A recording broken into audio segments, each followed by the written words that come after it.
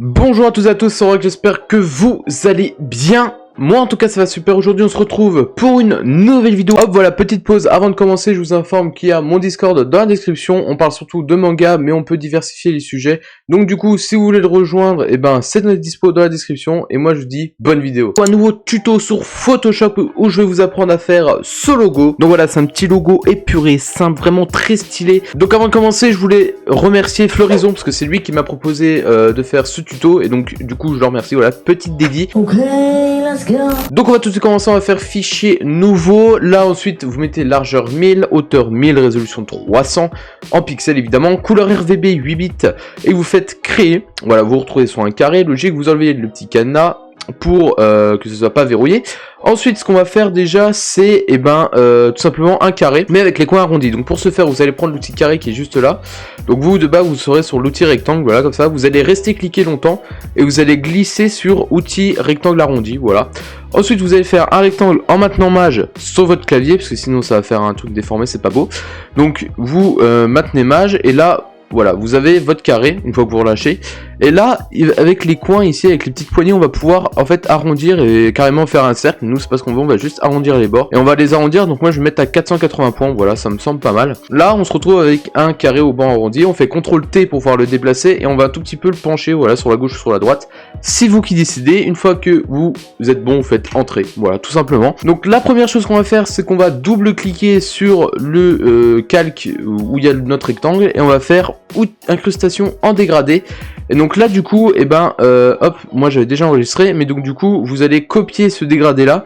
Donc c'est un dégradé qui va du rose clair jusqu'au rose un peu foncé voire bleu. Donc moi je vais mettre un petit peu plus violet, voilà, comme ça. Donc du coup si vous voulez référence à la première couleur, ça va être la référence BO2AB5 et la couleur la plus claire, donc le rose clair, ça va être du FC00FF et vous faites OK. OK, et on va mettre une ombre portée, voilà. Donc là j'avais déjà enregistré le preset, donc on va se mettre un petit peu près. En fait il va falloir que ça suive l'orientation, en fait, votre carré, comment vous l'avez penché. Donc moi je crois que 120 c'est un petit peu près bon. Donc une fois que j'ai mis 120, donc la couleur ça va être un violet, voilà, en fait qui a contrasté avec le rose. Ensuite la distance je l'ai mis à 37, le grossi 0,0 et tout le reste c'est à 0. Et une fois que j'ai fait ça je fais OK.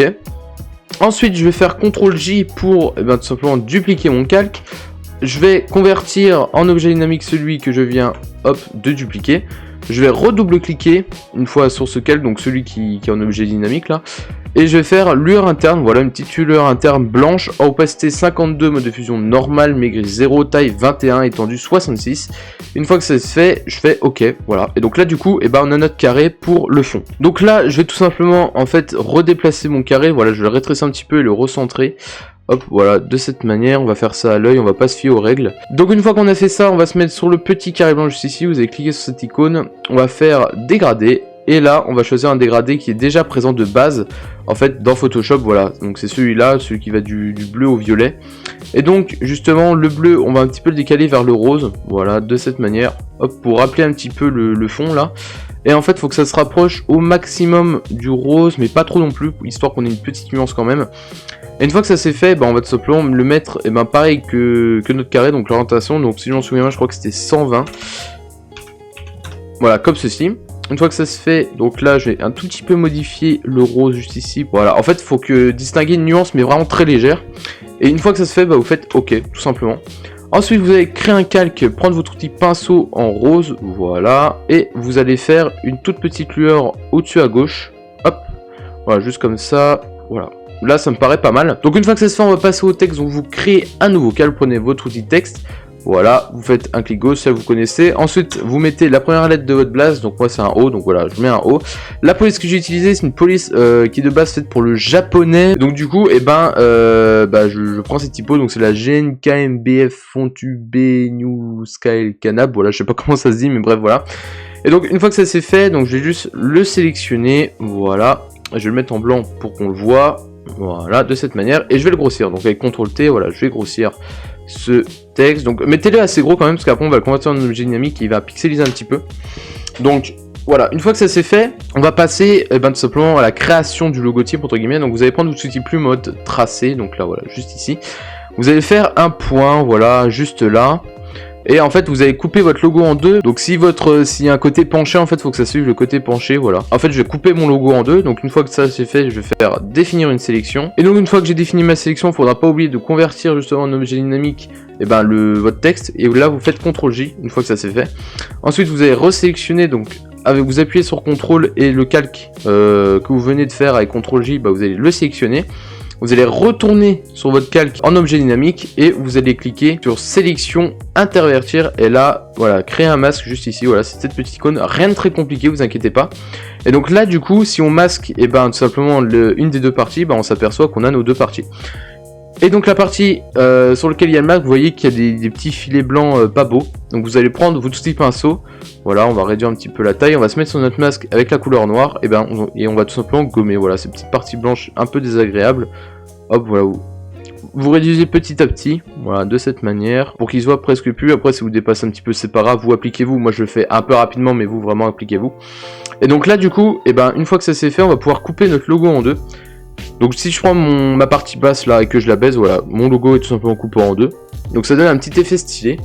Et donc, je vais tout simplement sélectionner mes deux calques, créer un groupe, voilà, ça va le créer automatiquement. Je vais faire CTRL-T.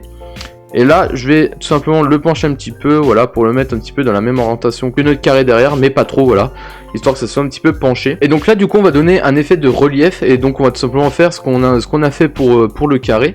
Donc là, sur mon groupe, je vais faire CTRL-J, je vais dupliquer plusieurs fois, parce qu'on va avoir besoin de plusieurs groupes. Donc, le premier groupe que j'ai tout simplement dupliqué, je vais faire convertir en objet dynamique, voilà, lui on va pas le toucher, on va le mettre tout au-dessus. Ensuite, le deuxième groupe qu'on a dupliqué, on va faire pareil, convertir en objet dynamique. Et là, on va tout simplement enlever le fond, voilà. Vous allez cliquer sur fond, vous allez mettre la barre à 0. On va cliquer deux fois dessus. Et on va faire ombre portée. Donc comme ce qu'on a fait pour le carré derrière. Et on va juste réduire la taille de l'ombre portée, voilà, rien de très compliqué. Donc voilà, une fois que ça c'est fait, et tout simplement convertir en objet dynamique, voilà. Et on va mettre une lueur interne, et donc voilà, en blanc, et on va juste réduire l'opacité, voilà, et un petit peu la taille aussi, voilà, de cette manière. Et là on va faire OK. Et là du coup, vous avez fini votre logo, voilà. Vous avez déjà fini, c'est vraiment très simple à faire, et le rendu est vraiment super cool. Donc du coup, dites-moi si cette vidéo vous a plu, évidemment dans les commentaires.